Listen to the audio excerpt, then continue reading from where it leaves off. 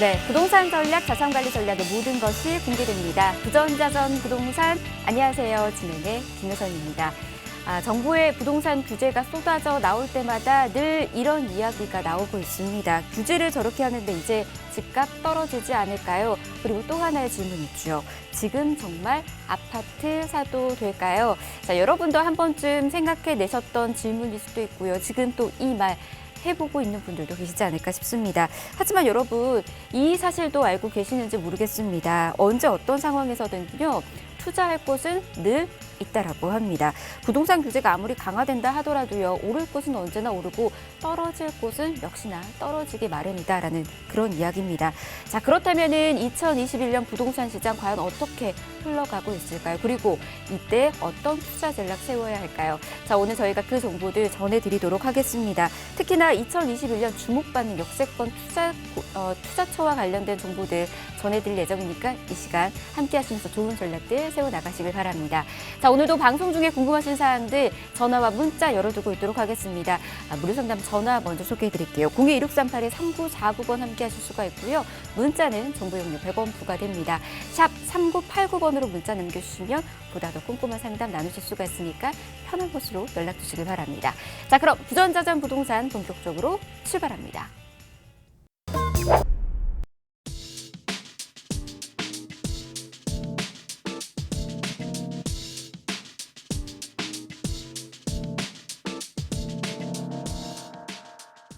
네, 부전자전 부동산 함께하고 계십니다. 오늘도 다양한 부동산 정보들 저희 준비했습니다. 이 시간 여러분 딱 주목하셔서 좋은 전략들 세워나가 보시길 바라겠고요. 계속해서 방송 중에 궁금하신 사항들 연락 주시길 바랍니다. 저희 친절히 도움드리고 있거든요. 참여할 수 있는 번호 한 번 더 소개해드리고 본격적인 이야기 시작해 보도록 하겠습니다. 자, 먼저 무료 상담 전화 함께 하실 수가 있습니다. 02-1638-3949번 아래 번호 나가고 있죠. 지역번호 02-1638-3949번으로 연락 주실 수가 있고요. 전화보다 문자가 더 편하신 분들은 문자 남겨주십시오. 정보 용료 100원 부과되는 샵 3989번도 함께 하실 수가 있습니다. 자, 그러면 저희 먼저 부동산과 관련된 강의부터 좀 만나보도록 할게요. 특히나 오늘은 인구 구조 변화에 따른 부동산 시장 이 전략을 어떻게 세우면 되는지에 대한 정보들 좀 준비를 했거든요. 이 이야기가 있네요. 대한민국이 2016년을 기점으로 15세에서 64세까지의 이 생산 가능 인구가 변화하고 있다라는 이야기가 있습니다. 특히나 이 변화가 굉장히 큰 폭으로 줄어들고 있다라는 그런 조사 결과까지 나오고 있는데요. 이 생산 가능 인구가 줄어든다는 것은 이 결국 부동산을 살 수 있는 수요자가 줄어든다라는 그런 이야기로도 해석이 된다라고 합니다. 그럼 부동산 시장에 어떤 영향을 미치는지 이와 관련된 이야기들 한번 들어보도록 하겠습니다. 오늘 이 시간 바른길 부동산 전략연구소 이채빈 소장과 함께 바로 좀 확인해 보도록 하겠습니다. 안녕하세요. 바른길 부동산 전략연구소 이채빈 소장입니다. 많은 분들이 주택을 많이 갖고 있는데 두세 개 정도 갖고 있는데 언제쯤 팔아야 하는지, 계속 가져가도 되는지, 혹은 이거 가져갔다가 폭락하면 어떻게 하는지 이런 고민들을 많이 하시거든요. 그런데 이 주택을 계속 가져가야 되나 팔아야 되느냐, 이 시기는 인구 변화에 따라서 이제 주택 가격이 계속 변화된다라는 것을 전제하에 좀 고민을 해보시면 좋을 것 같아서 오늘 자료를 좀 준비를 했는데요. 예전에 제가 방송에서 말씀을 드렸을 거예요. 2044년까지 인구는 1000만 명이 줄어들지만 1인 가구로 인해서 가구 수는 폭발적으로 늘어난다. 그래서 예전에 5명, 4명이서 한 가족이 살았지만 이제는 다 분가를 일찍 하고 또 혼자 사는 사람들, 2사람만 사는 사람들이 점점 늘어나기 때문에 앞으로 그런 세대들로 인해서 가구 수는 계속적으로 늘어날 것으로 또 예상을 하고 있습니다. 그래서 준비한 도표를 좀 재밌는 표로 보여드릴게요. 이게 20대부터 50세까지의 가장 인구가 언제 많이 폭발적으로 일어났느냐 이런 것들을 표를 보여주는 건데요. 먼저 하늘색 20세에서 24세의 표를 잠깐만 보시면요. 하늘색이거든요. 보시면은 2014년부터 늘어나는 것들이 이제 보일 거예요. 그리고 늘어났다가 줄어드는 시기가 이제 2026년부터 7년 요 사이죠. 2030년까지 계속 줄어들죠. 그리고 25세에서 29세를 좀 보시면은 노란 선이거든요. 늘어났는데 가장 폭발적으로 늘어나는 시기가 2020년. 그쵸? 2020년, 여기죠. 2020년부터 2026년까지 계속 늘어났다가 줄어들어요. 예, 그리고 30세에서 34세를 좀 보시면은 연두색인데요. 여기 2012년, 13년 쪽에서 이렇게 늘어났다가 줄어들었다가 다시 늘어나는 시기가 2023년부터 2029년까지. 그래서 어떻게 보면 2030년까지 보시면 돼요. 그래서 계속 늘어나고 다시 35세에서 39세를 보면은 연두색이거든요.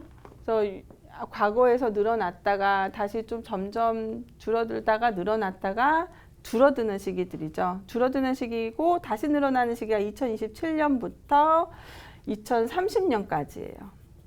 그래서 제가 여기 25세에서 39세를 표시한 게 가장 많이 이제 주택을 소유하고 싶어하는 수요자들이라 보실 수가 있죠. 그러면은 가장 많이 몰리는 시기가 2020년부터 요 30년까지라고 보실 수가 있습니다.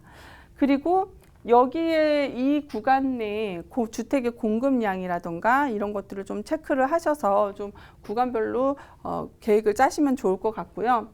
40세에서 44세를 좀 마지막으로 볼게요. 이유는 상담하시는 분들 중에서 그런 얘기를 많이 하세요. 나는 35평, 34평을 고집하시는 분들이 있으신데 제가 그거는 지금은 좋지만 향후 미래에서는 가격이 떨어질 가능성이 높습니다. 라고 말씀드렸던 부분들인데 왜 그런지 보시면은요.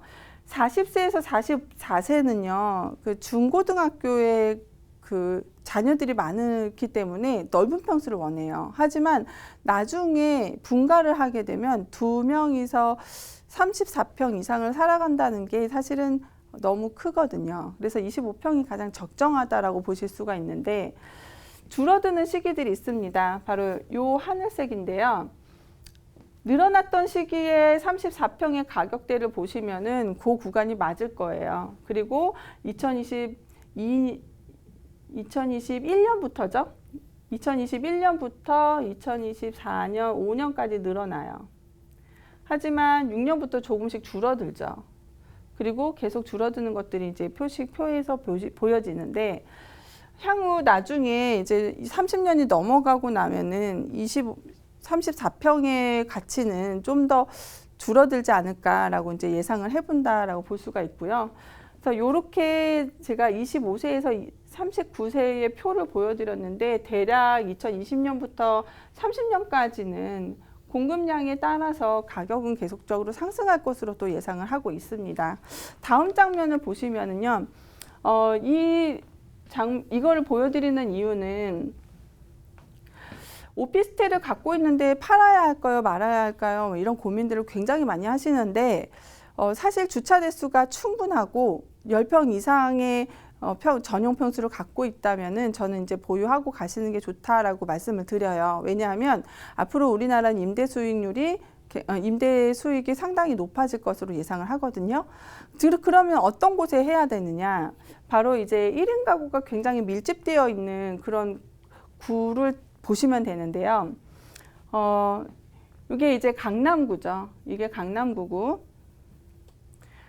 얘가 이제 영등포. 그리고 얘가 마포구예요.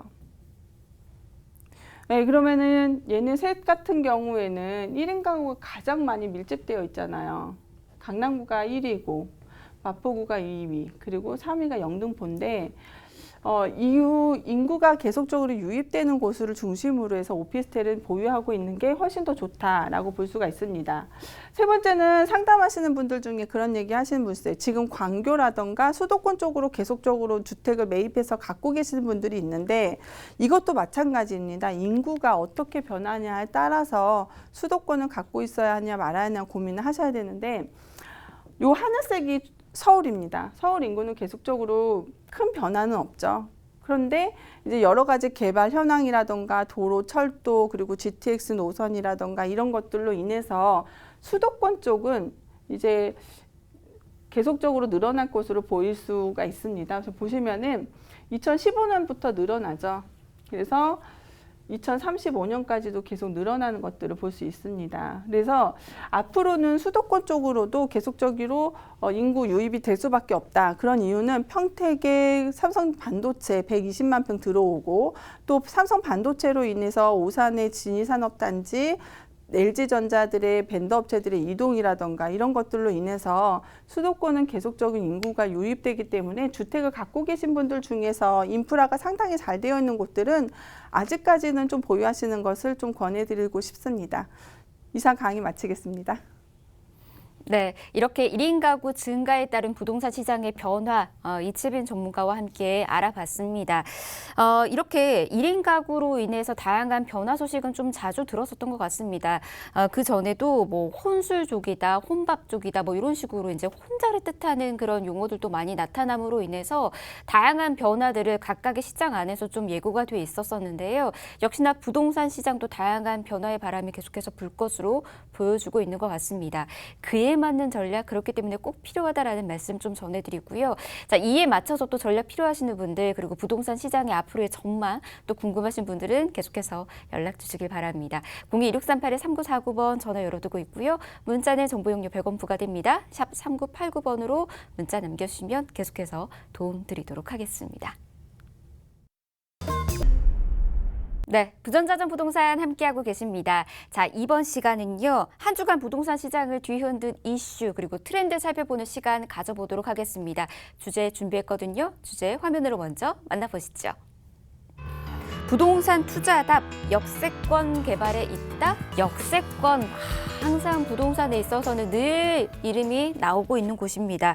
역세권 투자 지금 계획하시는 분들도 좀 많이 계시는 것 같고요. 각 역마다 굉장히 투자처가 항상 활활 불타오르고 있는 것 같다라는 그런 생각도 듭니다. 자, 오늘 시간에 역세권 투자와 관련된 이야기들 계속해서 한번 나눠보도록 하겠습니다.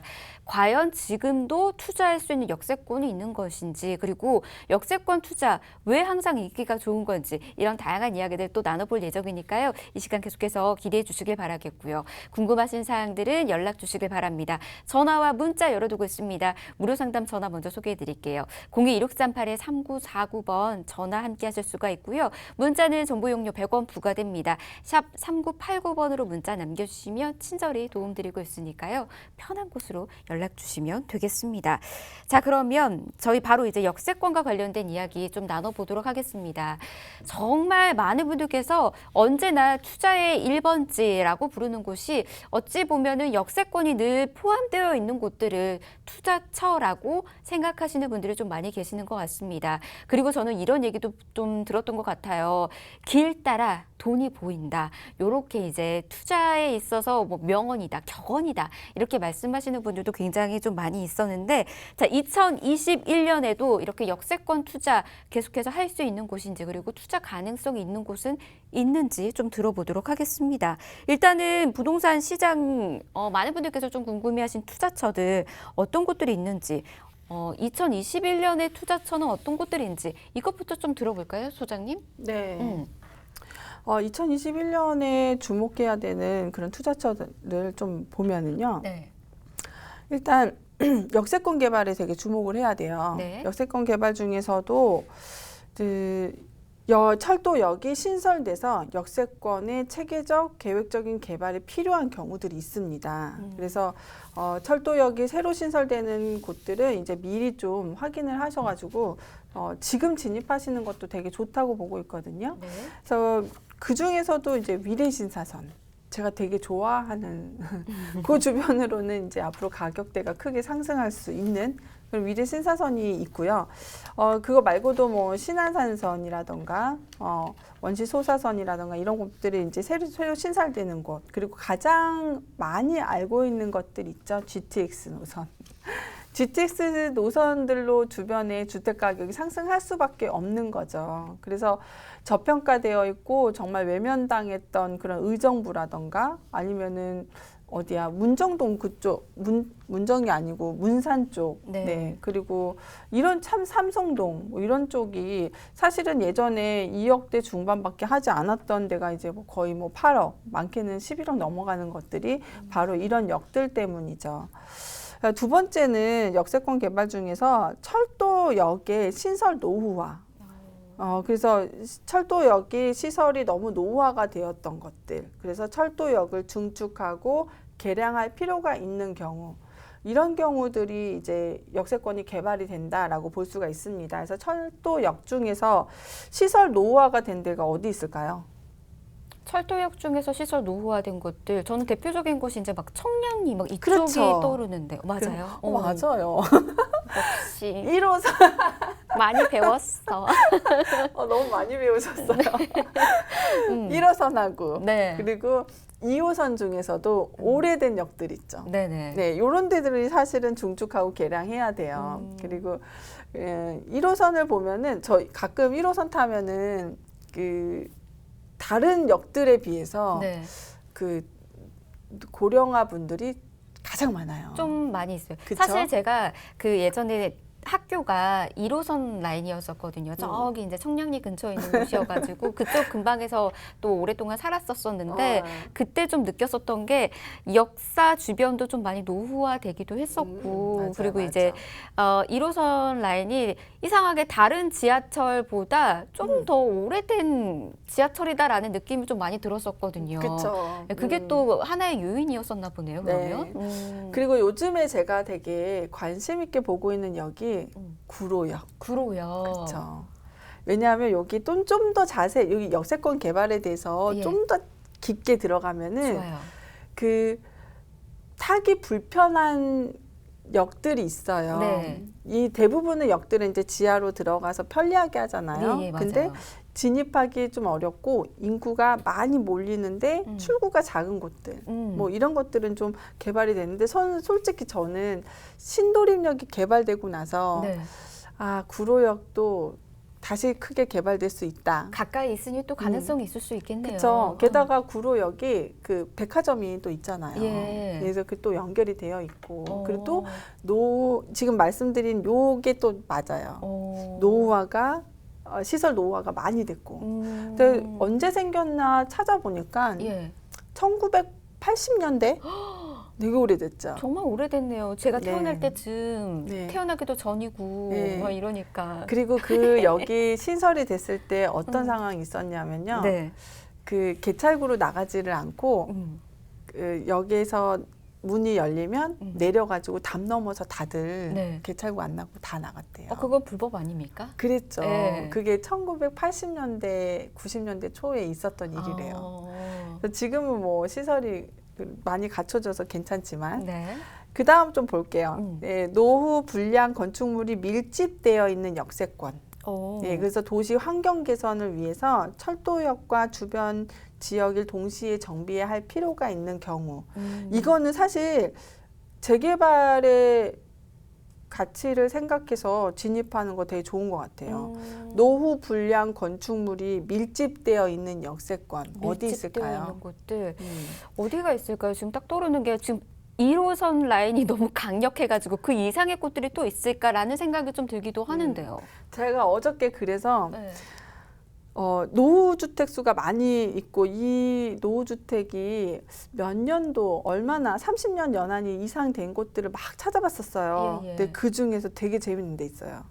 남부터미널요. 남부터미널요? 예, 거기가 네. 생각 외로 노후주택이 많더라고요. 강남이랑 가깝잖아요. 그렇죠. 네, 근데 어떻게? 저평가되어 있고. 오. 그래서 남부터미널역이 괜찮았어요. 그리고 예. 두 번째는 홍제역. 홍제요? 네. 그리고 또 하나는 신림역. 신림역. 그리고 1호선 라인들. 네. 네, 대표적인 게 이제 뭐 계속 말씀드리지만 신도림역이 너무 많이 개발돼서 예. 그런데 요런 데가 이제 좀 가능성이 좀 높은 지역이지 않을까. 근데 거기 말고도 또 여러 군데가 있는데 네. 다 말씀드리기엔 좀 그렇고 여기까지만 딱 정리를 하죠. 좋습니다. 그 이상의 것들을 이제 직접 연락을 주시는 분들과 함께 또 나눌 수 있는 정보들이다 보니까 이 점 여러분들 알아두시면 좋을 것 같고요. 궁금하다 하시는 분들은 자 지금 아래 번호 나가고 있습니다. 이곳으로 연락 주시면 저희가 속 시원하게 계속해서 알려드리도록 하겠습니다. 그리고 또 있나요? 네, 네 번째가 5번째까지 있거든요. 예. 네 번째가 제가 아까 구로역이라고 했잖아요. 예, 예, 예. 구로역이 왜 괜찮냐면 철도역으로 인한 주변 지역하고 단절 해소. 구로역. 아. 그래서 철도역과 주변 지역을 연계해서 개발할 필요가 있는 경우. 근데 사실 구로역을 가보시면은 단절되어 있어요. 예. 예, 그래서 여기도 나중에는 개발이 잘 될 것 같다. 그래서 이쪽 아직까지는 되게 저평가되어 있어요. 구로역이. 네. 그렇죠? 그런 것들. 그리고 다섯 번째는 도시의 기능 회복을 위해서 역세권의 종합적인 개발이 필요한 곳. 도시의 기능 회복. 예. 어떤 데가 있을까요? 역세권의 종합적인 개발이 필요한 경우다. 그러니까 방금 말씀 주셨던 것처럼 뭐 신도림처럼 이렇게 또 개발이 될 수 있는 곳들이 많이 있다라는 그런 이야기겠죠. 예를 들어서 이런 거죠. 네. 이제 단독적으로 딱 떨어져 가지고 어. 역이 없어요. 예. 아니면 새로 생기는 역인데 인프라가 전혀 갖춰지지 않아요. 그러니까 이 역세권 개발은 인프라를 전체적으로 다 갖추는 5가지의 모든 인프라를 갖추고 싶은 예, 이런 것들이라 볼 수가 있거든요. 근데 역만 있고 주택만 있어요. 예. 그러면 문제가 있잖아요. 그렇죠. 상업시설도 넣어야 되고 산업시설도 넣어야 되고 또 그 외에도 뭐 학교도 넣어야 되고 예. 뭐 이런 데들은 이제 역세권 개발이 된다는 거죠. 그러니까 이야기를 또 해주시는 거는 이제 그로 인해서 유동인구가 더욱더 늘어날 수 있는 그런 환경을 갖추는 게 무엇보다 중요하다 이런 이야기인 것 같습니다. 지금 이것만 해서 딱 떠오르는 그 역들이 있으시는 분들도 분명 계실 거예요. 하지만 아직 감이 안 오시는 분들은 계속해서 차근차근 저희와 함께 따라가 보시는 것도 좋을 것 같습니다. 그러면 많은 이야기들 중에서 이제 역세권 주변의 개발 이야기를 좀 많이 해주셨어요. 아무래도 이 개발로 인해서 그 집가 상승에 가장 큰 요인을 미치기 때문이지 않나라는 생각이 들거든요. 그래서 과거에는 역세권 주변에 투자를 했던 사람들은 성공을 했고 투자를 하지 않았던 분들은 그로 인해서 성공을 하지 못했다. 뭐 이런 얘기들이 있어서 이것부터 한번 저희가 분석을 해보도록 하겠습니다. 과거에 부동산, 그 역세권 부동산의 모습과 현재 모습 어떤 식으로 우리가 먼저 비교를 해볼 수가 있을까요? 네, 앞에서 말씀드린 신도림역을 좀 볼게요. 너무 좋아요. 네, 사진을 네. 보면은요. 예. 디큐브 시티가 이제 착공하기 전이에요. 예. 이게 연탄 공장이었거든요. 아, 정말요? 근데 이 연탄 공장이 디큐브 시티 착공 후에 너무 깔끔한 도시로 변화가 됐죠. 네. 사실 이 연탄 공장이 있었을 때는 여기는 정말 사람들이 다 싫어했던 그런 지역이었죠. 예. 그래서 이렇게 변모됐고 또 하나 제일 재밌는 게 이제 광명역. 광명. 네. 그래서 다음 장을 보시면은 이제 허 벌판에 광명역이 딱 있는데 그 주변에 아무것도 없어요. 진짜 이 광명역밖에 없었던 것 같아요. 네네. 다 논밭이잖아요. 네. 그렇죠? 근데 이때 누가 여기에다가 땅 사고 뭘 할 생각이 맞아요. 있었을까요? 그러니까요. 없었죠. 네. 그냥 다들 여기 생기고 아무것도 안 생기니까 별로 좋아하지 않았던 지역이었는데 옆에 보시면 이제 여러 이제 큰 단지들이 조성이 되고 아파트 단지도 생겼고요. 네, 여기에 이제 대형 마트, 가구 마트들 뭐 이런 것들이 많이 들어왔죠. 그리고 KTX도 지나가잖아요. 그렇죠. 네. 그로 인해서 또 이렇게 많은 상승을 이루어냈다라는 그런 얘기인가요? 그렇죠. 주택 가격이 여기에 분양됐던 가격이 제가 기억하기로는 3억 4천이었는데 네. 지금 뭐 10억이 훨씬 넘었죠. 플러스 10억. 그렇죠. 와. 10억이 훨씬 넘어가지고 예. 3억 4천에 샀던 사람은 지금 3억 이제 뭐 13억, 12억 가는 아파트를 갖게 된 거죠. 와. 이게 바로 역세권 개발의 효과라고 볼 수가 우와, 있습니다. 진짜 부럽네요. 그래서 지금 보시는 분들은 역 주변으로 도시는 되어 있는데 낙후되거나 혹은 개발이 안 된 곳들은 좀 유심히 보시면 좋지 않을까. 네. 사실 지금 알려주신 이제 신도림이라든지 그리고 광명 저는 너무나 친숙한 곳이거든요. 그쵸. 신도림 같은 경우는 이제 제가 지금 거주하고 있는 곳하고 굉장히 가까운 곳이기도 하고, 근데 이곳을 늘 자주 가는데 사실 신도림 그 지금 개발된 곳 있죠. 그 역세권 앞에 주변을 정말 무슨 새로운 도시의 모습, 그러니까 정말 이곳이 서울이구나. 그리고 정말 그 뭔가 미래의 도시에 있는 것 같다. 뭐 이런 생각이 들 정도로 건물도 높고 그리고 뭔가 반짝반짝하고 그쵸. 막 이런 모습들 좀 봤고요. 광명역 같은 경우에는 제가 또 이제 전라도가 고향이다 보니까 KTX를 늘 타고 왔다 갔다 하는데 한 번 타고 내려갔다 올 때마다 느끼는 게 매번 달라진 바뀌어요. 풍경이에요. 계속 바뀌죠. 300km로 달림에도 불구하고 이곳이 정말 멋있게 바뀌고 네. 있다라는 게 막 느껴지는 곳이거든요.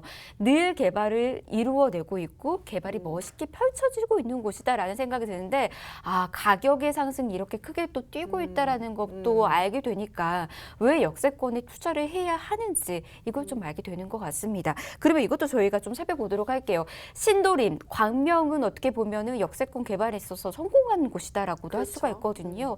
이 외에 또 성공한 지역이 또 있을까요? 그쵸. 음. 합정. 합정역. 예. 그렇죠. 합정역도 예전에는 거기 주변이 굉장히 뭐라 그럴까 돗대기 시장 같다. 떼기 시장. 근데 지금 메세나폴리스가 들어와서 굉장히 제가 또 좋아하는 좋아졌잖아요. 곳입니다. 그렇죠, 저도요. 예. 거기 또 책방도 있잖아요. 그럼 우산 너무 예쁘지 않습니까? 그렇죠. 예. 아는 것도 다 나오시지 않습니까? 예. 근데 거기를 보면은요, 음. 이렇게 지도를 보면은 음. 예전부터 지구 단위 계획이 돼서 이렇게 파란 점선으로 망원역부터 합정까지 이렇게 되어 있어요. 그래요. 그래서 1차적으로 합정이 먼저 개발이 되어서 음. 메세나폴리스 들어온 거고, 네. 2차적으로 이제 망원역들이 이제 개발이 될 예정이죠. 음. 근데 향후 어떻게 될지 모르겠지만 일단 지금 지구 단위 계획에 대해서 점선이 아직도 유지가 되고 있기 때문에 네. 개발 가능성은 있다라고 볼 수가 있어요. 어쩐지 거기가 이제 굉장히 큰 주상 복합 아파트가 된 거잖아요. 그로 인해서 이제 정말 많은 사람들이 또 찾고 있는 곳이기도 하고 그리고 지금도 이제 어떻게 보면 그곳에 랜드마크라고도 할 수가 있는 그렇죠. 곳이잖아요. 그만큼 큰 성장을 이룬 곳이다라고 할 수가 있는 것 같습니다. 그러면 이제 역세권 개발지가 꾸준히 성장을 하고 있다라는 그런 생각도 들거든요. 그 이유는 또 뭐라고 생각하세요? 아무래도 역세권 쪽은 사람들이 몰릴 수밖에 없는 곳이잖아요. 그 역을 이용을 해서 다른 곳으로 가던가 네. 아니면 여기로 다시 와야 되니까. 그러면 왔다 갔다 거기 몰릴 수밖에 없는 인구들을 그냥 흘려보낼 수 있나요? 그렇진 않죠. 그쵸? 예. 그럼 거기에다가 뭐를 만들어서 상업이든 네. 산업이든 뭔가 만들려고 하겠죠. 예. 그러니까 개발이 될 수밖에 없고 어. 또 많이 몰릴 수밖에 없다. 이런 것들을 좀 볼 수가 있죠. 네. 이제 그리고 어떻게 보면은 그런 것들로 인해서 돈이 보이는 거죠. 개발을 할 수밖에 없고 네. 해야 된다라는 결론인 거죠. 개발을 할 수밖에 없게 이끌어내는 게 또 있는 것 같습니다. 그러면 제2의 합정역을 찾고 계시는 분들도 있으실 것 같고요. 제2의 신도림을 찾고 계시는 분들도 분명 계시는 거잖아요. 그렇죠? 자, 그런 분들을 위해서 가장 중요한 정보를 알아낼 수 있는 타이밍인 것 같습니다.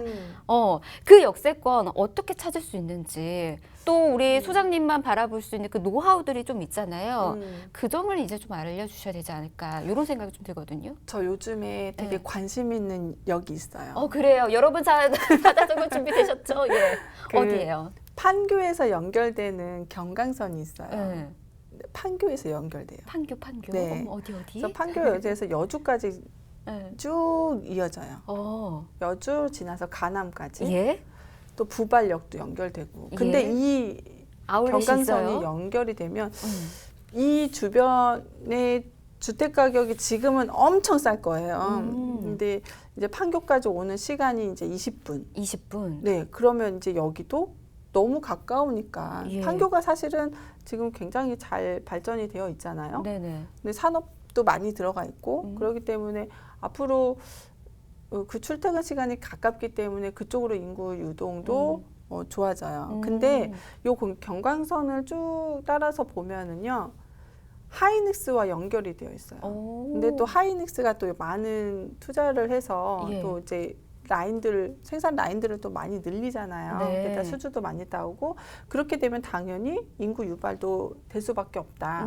그래서 앞에 강의했던 내용 중에서 제가 수도권 쪽으로 인구가 더 많이 늘어날 것을 이제 통계를 해서 표를 보여줬잖아요. 예. 어떻게 보면은 하이닉스라던가 평택, LG전자 뭐 이런 것들이 다 수도권 쪽으로 내려갔기 때문에 네. 인구가 이제 그쪽으로 내려갈 수밖에 없다. 그래서 요거 노하우를 좀 더 자세하게 정리를 할게요. 네, 일단 좋습니다. 제가 관심 있는 노선을 좀 말씀을 드렸고 역 주변으로 노후된 건물이 많다면 투자하시면 좋아요. 네, 뭐 상가 건물이 노후되고 그 주변들이 많이 노후된 건물들이 많다라고 하면은 여긴 좀 투자처로 관심 있게 본다라고 네. 생각하시고요.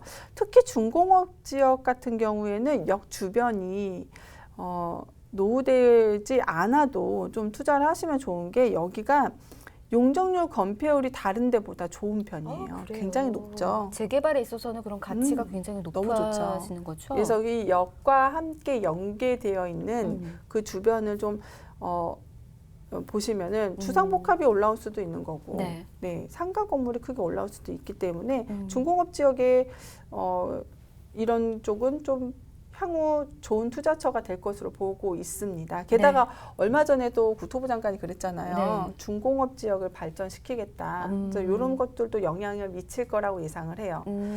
그리고 그 중공업 지역들을 보면 대부분이 영등포, 구로구, 구로동, 대림동 뭐 이쪽으로 좀 많이 이제 노후되고 네. 그쪽 지하철이 또 많이 노화가 되어 있죠. 네. 그리고 노후 지하철이 많은 곳이 어디가 있을까요? 바로 1호선, 2호선. 1호선, 2호선. 예, 개통한 지 오래된 것들. 네. 그런데 인구가 계속 몰리고. 근데 아침 시간에 가보면 알아요. 앞에 아침 시간에 1호선, 2호선에 그 역을 딱 가보면 네. 아, 여기 인구가 진짜 많구나. 왜냐하면 개찰구에 사람이 주르르 서서 들어가니까. 저 많이 봤어요. 네, 많이 경험도 했었고요. 그러니까요. 네. 옛날에 줄 서서 들어갔잖아요. 너무 끼어서. 그래서 그런 쪽을 좀 투자적으로 좀 보시면 돼요. 네. 그리고 여기 두세 개 지나가는 곳. 그래서 예전에 논현동이 네. 되게 어떻게 보면 좀 강남 쪽에서도 낙후됐잖아요. 네네. 학동역하고. 네. 근데 논현동이 요즘에 엄청 뜨잖아요. 아유, 왜 뭐. 뜰까요? 신분당선. 신분당선 들어와서 더블 역세권이 되면서 건물 가격이 거의 한 3배 이상 올랐죠. 와, 너무 부러워요. 난 이런 소식만 들으면 막 배가 아파요. 그러니까 논현동도 네. 이제는 예전에 지금 가면은 되게 낙후됐어요. 그리고 또 오래된 강남동. 빌라도 많고요. 네, 그렇죠. 근데 이제 신분당선이 개통이 되면 이제 거기 주변이 확 달라진다는 거죠. 예. 근데 여기도 괜찮고 네.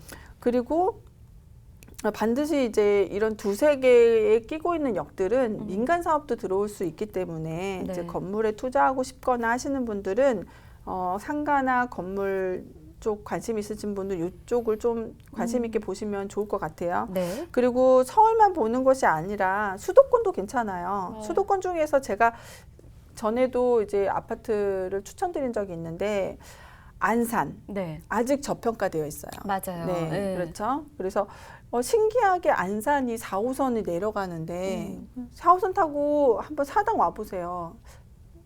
그렇게 멀지 않아요. 몇 분 정도 걸리죠? 40분? 40분? 그 네. 정도면 뭐 충분한데요. 충분하죠. 예. 네, 그래서 그 주변의 아파트도 유심히 보시면 좋아요. 제가 되게 좋은 아파트를 본 게 있어요. 아, 그래요? 40분밖에 안 걸려요, 사당까지. 네. 그런데 초역세권에 있는데 1억 9천밖에 안 해요. 어머, 그런 근데 곳이 얘가- 아직도 있어요? 네.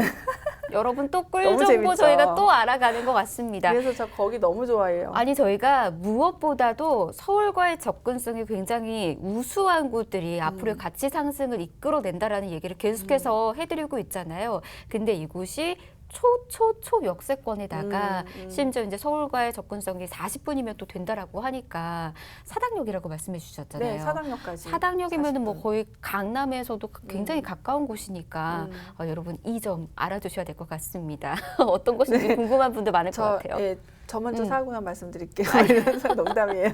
예. 네, 그래서 향후 이런 데는 발전 가능성 굉장히 높아요. 서울 진입하고 좋은 곳들은 수도권도 사실은 외면하면 안 되는 곳이에요. 네. 그래서 투자처로 좀 좋게 보시면 좋고 특히 7호선 개통 좀 유심히 보세요. 네. 인천이 왜 뜰까요? 인천도 이 7호선 개통에 영향을 미치고 있다라고 볼 수 있고 5호선도 연장이 되잖아요. 인천까지. 네. 그래서 이런 부분들이 되게 주목해 보셔야 될 그런 노하우라고 볼 수 있습니다. 네. 앞으로 이제 계속해서 눈부시게 발전될 수 있는 곳들이 굉장히 많이 남아있는 것 같습니다.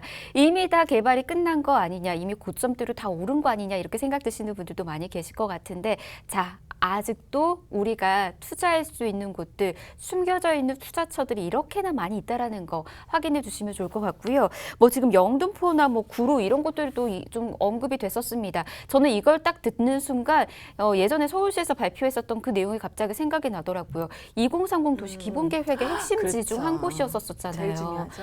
그래서 이곳들이 계속해서 또 지금도 뜨죠. 주목이 되고 있나라는 생각이 드는데 가장 중요한 건 또 여기에서 더 플러스하자면 철도 계획들까지 또 있다라는 그런 그렇죠. 거잖아요. 네. 우리 철도 건설 계획도 확인을 좀 해두면 좋을 것 같은데 이런 건 어디서 확인할 수 있을까요? 국가철도공단이라는 사이트가 아, 있어요. 예. 거기서 미래의 철도 계획들을 좀 찾아보실 수 있고요. 음. 국토부도 검색해 보시면은 예. 거기서도 있고 요즘에 사이트 너무 좋죠. 검색 사이트. 거기에 이제 미래 철도 계획 네. 치면은 이제 또 그런 것들도 나오죠. 네. 그러면 그 계획들을 안에서 이런 지금 화면이 나오고 있는데 저런 정보들을 볼 수가 있는 걸까요? 아, 그렇죠. 어. 미래에 이제 향후 앞으로 개통될 예정되어 있는 철도들. 네. 네. 근데 저기에서 왼쪽 화면에 예. 위쪽을 보시면은요. 예. 저기에 뭐가 있는지 아세요? 뭐예요? 저기가 그 홍대에서 지하철 원종까지 예. 연두색으로 표시된 거 있어요. 어. 제가 이게 자주 얘기했던 건데 이제 네. 원정동이 가보시면은 빌라촌이에요. 예. 인천에서. 그런데 이게 홍대에서 2호선이 연결되면 여기 가격이 어떻게 될까요? 가격이 뜨겠죠. 당연히 뜨겠죠. 그래서 저는 지금 여기 원정동에 가로주택 정비사업 하고 있는 곳들도 있거든요. 예. 근데 그런 거 좀 찾아가셔서 좀 투자하시면 좋지 않을까. 네. 지금이 딱 적기예요. 지금이 타이밍이다라는 얘기를 그렇죠. 해주셨으니까 여러분 이 타이밍 놓치지 마시길 바라겠고요. 그 외에 어떤 식으로 이제 노선이 확정이 되는지 뭐 이런 것들도 좀 나와 있나요? 그쵸. 어. 먼저 이제 파주가 많이 뜨잖아요. 운전신도시랑. 예. 게다가 파주가 뜨는 이유는 또 이제 통일의 기대감 뭐 이런 것도 같이 있다 볼 수가 있고 또 하나는 5호선 연장 대구까지 이어지죠. 그래서 일산이 이제 주택 가격이 상승하는 이유들 이제 이런 일산 쪽이 역들이 이제 많이 생긴다는 거. 네. 그리고 이 방화에서 대구까지 연결되는 요 노선이 이제 검단신도시를 지나갈 예정이고, 네, 이런 부분들에선 요 주변을 이제 잘 보시면 될 것 같아요. 예. 네. 그리고 또 하나 좀 보여드릴까요? 네. 이제 이런 철도 계획들 다음에 보면은 이제 서울 강릉이라던가 광주 부산 네 개의 구역들을 앞으로 이제 5시간, 6시간 걸렸던 것들을 1시간 뭐 1시간 미만 이렇게 이제 줄일 수 있는 그런 주요 도시와의 거리가 이렇게 좁혀지는 그렇죠. 그래서 제가 미분양 아파트 추천드릴 때 이런 철도 계획들을 토대로 추천을 드린다라고 보시면 돼요. 그리고 그 철도 계획에 의한 여러 기반 시설들이 예정되어 있기 때문에 그런 미분양 아파트를 추천을 드리는 건데 또 하나 보시면은 의정부 굉장히 외면당했었죠. 근데 서울 도심까지 몇 분 걸리냐? 34분이죠. 32분, 34분. 와, 30분대네요, 어쨌든. 30분에 걸리는 거죠. 예. 그래서 의정부가 예전에 뭐 1억 9천이었던 이런 아파트라던가 지금 추진되고 있는 재개발들이 뭐 8억, 9억, 10억까지 올라가는 이유들이 바로 이 서울과의 근접성이 상당히 좋아지기 때문에 그리고 일산, 송도, 군포, 동탄 얘네들도 보세요. 사실 차를 갖고 내려가면 40분 넘게 걸리는 곳들이잖아요. 근데 이제 철도가 계획이 되면 2025년에 계획이 되는 순간 동탄은 서울까지 25분, 그리고 송도도 23분, 그리고 군포도 16분. 그래서 저 군포 되게 좋아해요. 군포. 좋아하는 곳들이 너무 많은데요, 근데? 다 살 수는 없어요. 다 투자처로 지금 보여주는 거 아닙니까? 너무 많아. 근데 너무 많아서 네. 제가 다 투자하지 못하고 다 좋아하는 좋아하는 곳을 설명을 드려야 돼요. 역세권과 관련해서 투자 계획하고 계시는 분들 굉장히 많이 있거든요. 자, 오늘의 이슈 어떻게 우리가 정리할 수 있을까요?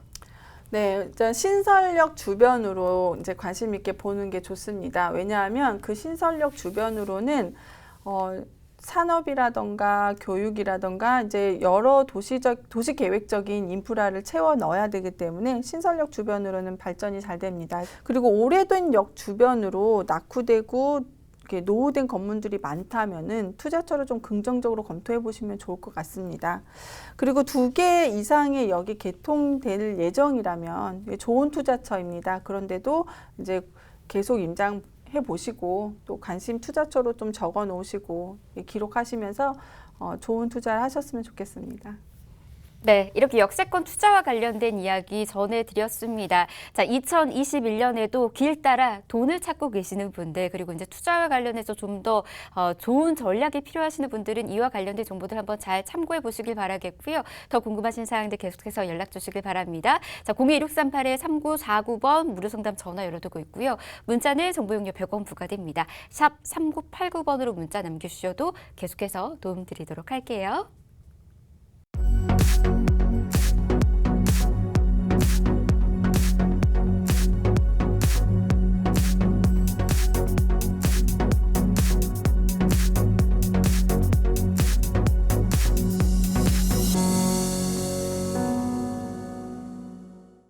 네, 부전자전 부동산 함께하고 계십니다. 자, 이번 시간은요, 부동산 투자 언니한테 물어봐 시간입니다. 우리 이채빈 전문가가 언니가 돼서 여러분들의 부동산 고민들 좀 해결해 드리는 그런 시간이죠. 사실 이 시간에 대한 좀 궁금증이라든지 그리고 또 많은 사람들의 관심이 폭발하고 있다라고 합니다.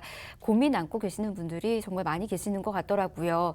많은 분들께서 늘 전화와 문자 또 남겨주고 계시거든요. 자, 지금 이 순간에도 고민 있으신 분들 계속해서 연락 주시면 저희가 차근차근 도움 드리도록 하겠습니다. 참여할 수 있는 번호 한 번 더 소개해 드리도록 할게요. 자, 02638-3949번 전화 함께 하실 수가 있습니다. 무료로 열어두고 있으니까 편히 이용해 보시길 바라겠고요. 문자가 더 편하신 분들은 역시나 문자도 함께 하실 수가 있습니다. 정보용료 100원 부과되는 샵 3989번으로 문자 남겨주시면 계속해서 도움 받으실 수가 있으니까 자, 아래 나가고 있는 곳으로 계속해서 연락 주시길 바라겠고요. 일단은 저희 접수된 사연 바로 만나보도록 하겠습니다. 화면 준비했거든요. 화면 먼저 만나보시죠. 네, 이렇게 좀 연락을 주셨습니다. 강남 진입을 꿈꾸고 있는 직장인입니다. 하지만 전세금을 제외하고 소액으로 투자를 해야 하는데 4천만 원에서 5천만 원으로 강남에 진입할 수 있는 매물이 있을까요? 이렇게 보내주셨습니다. 강남에 대한 고민 안고 계시는 분들 그리고 강남으로 이렇게 진출 희망하시는 분들 굉장히 많이 있습니다. 아무래도 강남은 늘 뜨겁고 그리고 투자에 있어서 실패했다 이런 이야기를 잘 듣지 못해서 그런지 언제 어떻게 해서든지 강남에 진입하고자 하시는 분들이 굉장히 많으시거든요. 근데 이미 진입 장벽이 너무나 높습니다. 고점대 형성이 되어 있어서 이거 내가 지금 들어갈 수 있는 것인가 소액으로도 과연 진입할 수 있는 것인가 이렇게 생각 드시는 분들 많이 계시는 것 같은데 과연 가능한지 채빈 언니에게 들어보도록 할게요. 네, 4, 5천으로 강남 진입은 살짝 좀 어렵고요. 다시 저에게 상담을 주시면은 좀 투자 전략을 다시 좀 이렇게 진행을 할 수 있도록 다시 상담을 좀 드릴게요. 사실 그래도 강남 진입이 가능한 곳이 있습니다. 그래서 굳이 그 아파트를 사지 않아도 미래 가치가 있는 아파트를 나중에 가질 수 있다라는 희망을 가진다면 가능한 곳이 있는데요. 그렇게 해서 찾아본 곳이 이제 개포동도 임장도 해보고 여러 군데 해봤는데 가장 좋은 곳이 이제 일원동이었어요. 일원동 같은 경우 입지를 보시면은 대청역 바로 초역세권입니다. 그래서 오늘 역세권 개발에 대해서 또 얘기했잖아요. 그래서 역세권 개발도 가능한 곳이어서 노후도만 맞으면 당연히 역세권 개발이 가능한 곳입니다. 게다가 삼성 서울병원 맞은편에 있기 때문에 이게 입지가 상당히 좋은 편이에요. 2030년이 되면은 이제 초고령화 시대가 오기 때문에 초고령화 시대가 오면은 병원과 가깝고 역과 가까운 곳이 가장 좋은 입지가 될 가능성이 높습니다. 그래서 사실 저희 어머니도 병원 앞에 집을 얻어달라고 그런 얘기를 하시거든요. 병원을 자주 가게 되면은 당연히 이런 입지가 각광을 받을 수밖에 없기 때문에 훨씬 더 입지적으로는 좋다라고 볼 수 있는데 여기가 이제 전체적인 주택의 노후도를 좀 살펴보니까 80%가 넘었어요. 이게 1988년부터 지어진 단독주택이나 다가구가 상당히 많았거든요. 그래서 노후도는 상당히 잘 맞고, 게다가 역도 가깝기 때문에 역세권 개발에, 그래서 노후도 역세권 개발이 가능한 데다가 여기에 역사를 좀, 히스토리를 좀 보니까 2012년에 강남구에서 주민설명회를 했어요. 이 재건축에 관련된 주민설명회를 진행을 했었고, 2016년에 이 주민설명회로 건축의 동의서를 많이 받았어요. 83%까지 동의서를 받았더라고요. 그래서 2016년에 이 83% 동의율과 함께 종상향 청원을 넣었어요. 종상향 청원을 넣고 2017년에 이 종상향 청원이 도심위에 올라가서 용역까지 발주가 되었습니다. 그래서 용역이 발주가 되고 2017년쯤에 시의회, 서울시의회에서 이거를 논의를 했어요. 종상향을 해서 여기에 개발을 시키자. 그래서 거의 마지막 단계에서 이제 박원순 시장이 여기를 이제 반려를 시키게 됐죠. 그러면 그 시기가 바로 2018년, 이제 2년 지난 거죠. 다시 만약에 추진을 한다고 하면은 이 자료들이 모두 다 같이 갖춰져 있기 때문에 다시 진행하기에는 상당히 좋은 곳이다. 게다가 이번에 이제 변정은 국토부 장관님 말씀하셨죠. 용적률을 높여주고 역세권 주변으로, 그리고 역세권을 최대한 개발을 하겠다. 그래서 그런 정책과도 상당히 맞는 그런 지역이다라고 보실 수가 있습니다. 그런데 DH 자이 같은 경우에는 지금 현재 34억이 넘어가거든요. 네, 강남의 아파트 적정 가격 50억을 바라봤을 때 여기 지금 현재 실투자 금액 한 2억 중반 정도로 세서 진입을 하신다면은 나중에 나에게 똑똑한 아파트 한 채를 가질 수 있다. 그리고 강남을 진입할 수 있다라는 희망을 좀 가질 수가 있습니다. 그래서 다음 장을 보시면은요, 이제 지구 단위 계획이 이제 고시가 됐어요. 이게 2011년에 됐거든요. 이렇게. 그래서 이렇게 해가지고 아파트가 들어설 수 있었던 그런 가능성 높은 그런 지역이었습니다. 아직까지도 사실 지금 제가 노후도를 체크하고 있는데 노후도가 잘 맞고 있고요. 마지막 장을 좀 보시면은 이게 이제 결정고시 된 거거든요. 지구 단위계의 결정고시. 그래서 보시면은 2006년하고 9년에 주민 공란공예 7회, 그리고 서울시의 결정 요청까지 내 4회까지 지나갔고, 2011년에 도시관리 계획의 결정 요청됐는 데다가 이제 아까 말씀드렸듯이 2017년에 이제 마지막 도심위에 상정까지 됐던 그런 내용들을 이제 경유를 적어 놓은 거고요. 이렇게 해서 대청마을 쪽 1원동은 앞으로 이제 누군가가 다시 추진하게 된다면은 가능성이 높은 그런 지역이다. 그래서 두 가지로 볼 수가 있는데, 다시 재개발을 진행을 하던가 혹은 재건축으로 다시 진행할 수 있다라고 볼 수가 있습니다. 또 하나 긍정적으로 볼 수 있었던 게요. 제가 임장을 했는데 중간쯤에는 100% 동의율이 나온 구역이 있습니다. 그래서 거기를 살짝 이렇게 면적을 좀 보니까 400세대 정도는 나올 수 있는 그런 가구 수를 갖고 있는 면적이더라고요. 그래서 일원동은 강남 진입을 이제 아파트를 꿈꾸고 재개발을 생각하기에는 좋은 입지를 갖고 있고 또 향후 가능성도 80%는 갖고 있다라고 볼 수가 있을 것 같습니다. 이렇게 강남구 일원동 쪽으로 이야기를 좀 해주셨습니다. 아무래도 제일 처음에 4천에서 5천만 원으로 진입이 가능한 것인가라는 그 질문에 있어서만큼은 조금은 아쉽지만 그 금액으로서는 좀 어려운 부분들은 당연히 있긴 하지만은 그 외에 앞으로의 이제 가치 상승으로 인해서는 또 충분히 가능성이 있는 곳으로 이렇게 좀 전략을 좀 세워드렸거든요. 이 점 좀 참고하시길 바라겠고요. 2차 상담이 꼭 필요한 것 같습니다. 저희가 계속해서 도움 드릴 테니까 함께 하시길 바라겠고요. 이와 비슷하게 투자 전략이 좀 필요하시는 분들, 그리고 또 바라보는 곳들이 있으시잖아요. 그곳에 대해서 점검 필요하시는 분들은 계속해서 연락 주시길 바랍니다.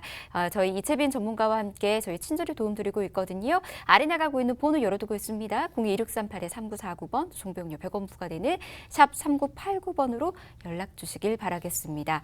자, 오늘 이렇게 부전자전 부동산 다양한 정보들 저희 이렇게 전해드렸습니다. 더 궁금하신 사항들은요, 저희 방송이 끝나고 난 이후에도 번호 열어두고 있을 테니까 연락 주시면 계속해서 도움 드리도록 할게요.